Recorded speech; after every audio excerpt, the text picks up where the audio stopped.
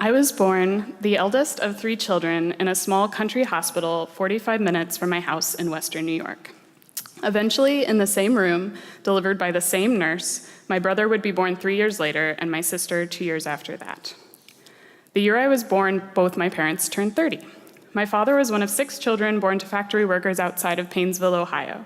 My grandfather was a World War II vet, adamant blue-collar Democrat, and man haunted by the suicide attempts of his mother. My grandmother was an unaccredited college graduate with a great style and collection of beautiful, self-reflective journals that cataloged her desires to enter ministry and the crippling self-doubt that kept her a bus driver. Their 6 children would all marry, attend college, 4 would become teachers and thrive on the education their parents hoped they would. By the time I entered the world, I was the 15th of 21 grandchildren born. Now our family, all marriages and kids complete, number 81.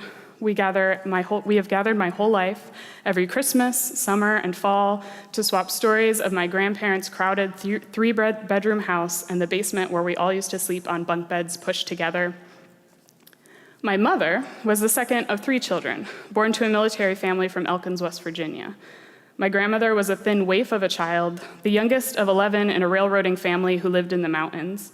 My grandfather was one of 10 boys and 1 girl who would skip in and out of prison and hard times and drinking and gambling. Their marriage was both the downfall and saving grace of my mother's existence. Avoiding vacuum cords and having guns pointed at her 12-year-old head seemed to pale in comparison to the lives her cousins led, where incest and sexual abuse and drug use was commonplace. My mother left her childhood home with smarts and a rickety car and enough desire to fuel it. We don't talk to her brother anymore. Her sister is 7 years younger, but she looks 10 years older. We return each Easter and sit on her front porch while she draws on cigarettes and sighs long sighs, with gray hair blowing in her thin, lined face. And she and my mother count on their hands the cousins living and dead. Jack is barely alive. Johnny shot himself in the head. Virginia died of cancer. Carol had that heart attack. Sissy's still selling herself. My parents, both 18, left those homes and went to the same college. They were acquainted. I love looking at photos of my mother with long, beflowered hair, sitting next to my dad in bell-bottoms on the quad. But when they left, Dad turned to Mom and he said, "Well, Nancy, I guess I'm probably never going to see you again." Within 2 years, they ended up at Ohio State, both in graduate school. Mom looked up alumni from their alma mater, found Dad, they reconnected and began going to Columbus Mennonite Church.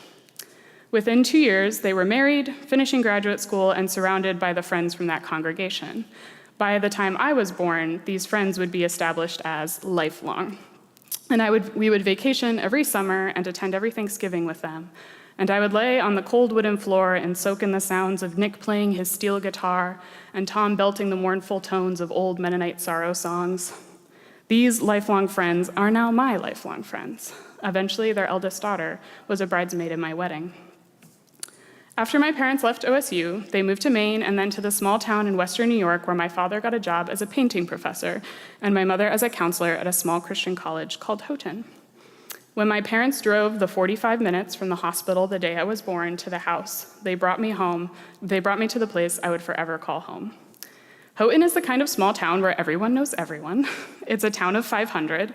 People who changed my diaper have had children who I changed the diaper of that are now changing the diaper of my friends' children. When I grew up, my friends and I all went to the same church. Our parents worked together. We would all spend our evenings biking through fields and woods and down dirt roads, catching toads and skinning our knees and swimming in the river. And when we were old enough, we went to the same public high school in the next town over. We college prof kids mixed together with 40-ish other foster kids in beat-up clothes, trailer park kids whose family hadn't had good work since the railroad left 80 years before, farm kids with dark circles under their eyes. My first day of kindergarten, I was assigned a cubby next to John Murray. My last day of high school, I cleaned out my locker that sat next to John Murray. In between, I had studied abroad in Germany, had played varsity volleyball, had roles in school musicals, and John had saved enough money for college only to have his mother steal it for drugs, had found his father dead of a heart attack in bed one morning, and been molested by our music teacher. In some ways, these things separated us profoundly.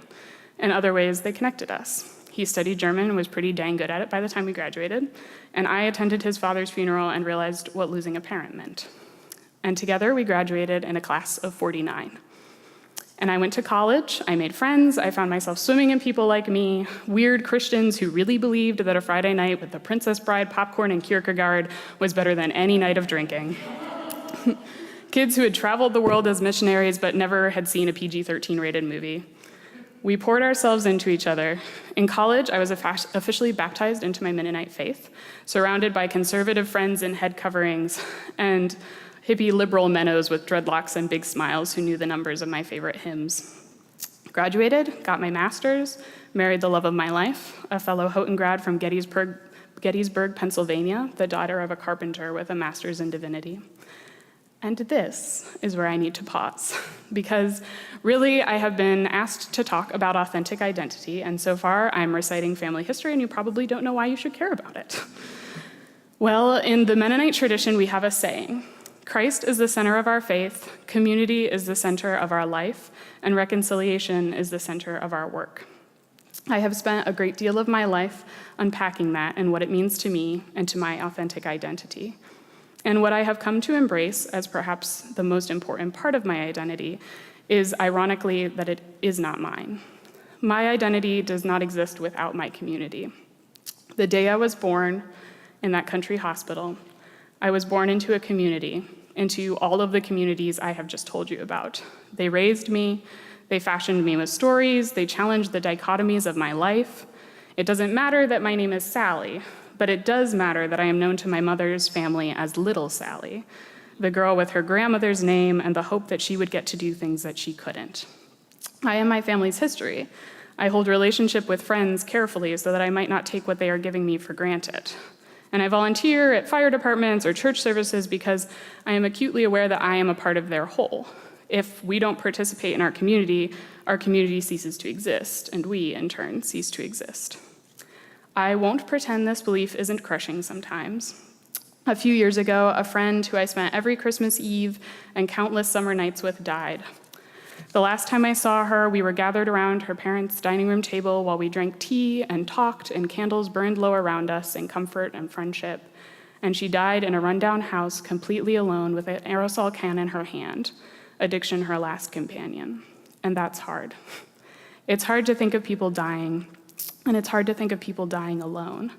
Without her, I and my community stand to lose a piece of our identity. And it's work to live in the pain of her death, of anyone's death, but to keep remembering and remembering. And that is my identity. To remember, to show up, to support, to be a part of my community. And in return, I am loved, and I am a part of a greater whole, and I drip with the privilege of somebody who is wanted in this world. This summer was Sarah and I's wedding. Neither of us had ever been the type to dream of white dresses or color schemes, but we found ourselves giddy at the idea of bringing everyone we loved together. We gathered our church, our families, our friends from high school, from college, the Mennonites from Ohio, Houghton people. In front of all of them, in a traditional marriage in the round, we said our vows: to love each other, to respect each other, and then we made our vows to our community. To love them, to support them, to use our means to support justice and inclusion, to be a part of their greater whole before our individual. In essence, we made a pledge that our authentic identity would always be found in them. At the end of our wedding, we sang the Mennonite song, Guide Our Feet, which I would like to sing with you all today. One of the ways Mennonites express their community is through singing. We practically never stop. And our singing ends up being a lovely metaphor for what I'm talking about. When we sing in 4-part harmony or in singular line, we are supporting each other. It is never about the solo, rather it is about what we are making together. Now, I don't want anyone to feel uncomfortable, so if you don't like to sing, you do not have to. I recognize that this is an interfaith space, and you may be coming here with any sort of religion, faith, or nothing. So if you don't want to, sit back and relax. If you do want to, the lyrics are at the bottom. I've also done a rather cruel thing to you all, and I'm not playing it through for you to hear. So it's like jump in, swim or drown. But I hope you'll swim with me. But this recording is actually a recording of my church back home, as was the song that you heard when you were walking in. And I think that's also a lovely reminder that my community is traveling with me. And I do want to say in closing that the reason that I want to share this song with you is because now you, Elon, my friends here, are now a part of my community. And so now you are also a part of my authentic identity. And I could think of no better way, as a Mennonite, to praise together with you that newfound part of my authentic identity. So thanks. Take it away, Carrie.